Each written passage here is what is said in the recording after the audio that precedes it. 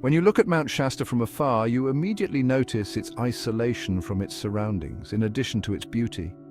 This giant, standing 4,200 meters tall, rises in the middle of flat valleys, separate from other hills and mountain ranges. Located in Northern California, Shasta is actually a semi-active volcano. There is a place called Petroglyph Point, right near Mount Shasta. This is a preservation area where some of the oldest stone carvings in America are found, and it is believed to date back thousands of years. The ancients who made this work of art depicted almost everything they saw on the walls: animals, rivers, the sun, stars, and aliens. Yes, beings that the ancient natives described as people from the sky. The natives described these people as spirits that travel between our dimension and their own higher dimensions.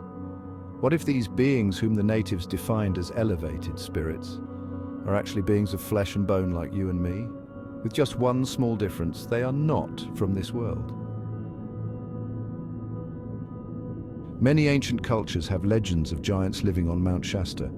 Since the 1920s, people have reported seeing large creatures in the depths of the forests. In 1976, a tourist camping on the slopes of the mountains said that he heard footsteps in his camp in the dark of night, and that he thought the local forest ranger had come to check on him, but when he got out of his tent, he saw a large creature. In 1980, a grave was found on the foothills of the mountain, and bones belonging to someone about 3 meters tall were found inside.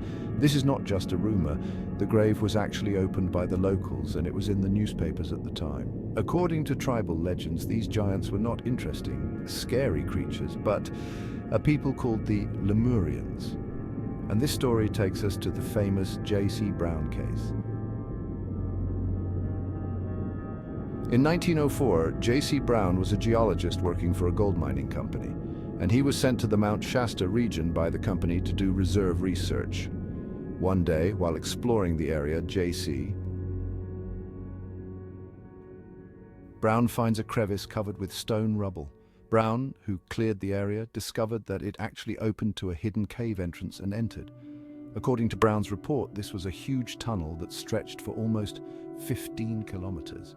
Actually, it's not that weird when you think about it, because as I said at the beginning, Mount Shasta is a volcanic mountain, and for this reason it is perfectly normal for huge lava tunnels to form inside it. But there was one thing that wasn't normal here, because Brown, advancing through the tunnel, found ruins of what he described as an ancient city at the end of the road. Among these, he found interesting mechanical devices used for mining, statues, tablets, and weapons made of gold. Brown also stated that he found a room in the cave that he likened to a place of worship and whose walls were decorated with hieroglyphic reliefs. Behind this room is a burial chamber where the skeletal remains of 27 giants are kept.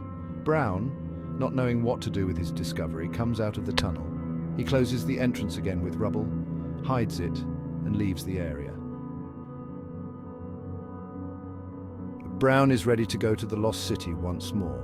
But this time he's not going alone. Brown forms a team of 80 people, including scientists, engineers, and explorers.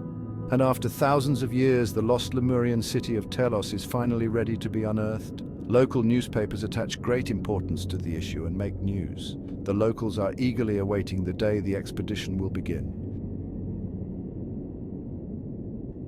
And finally, the big day arrives. The whole team gathers at the meeting point and waits for the leader of the group, J.C. Brown. But there is a big problem. J.C. Brown does not come to the meeting. What's worse, he is never heard from again.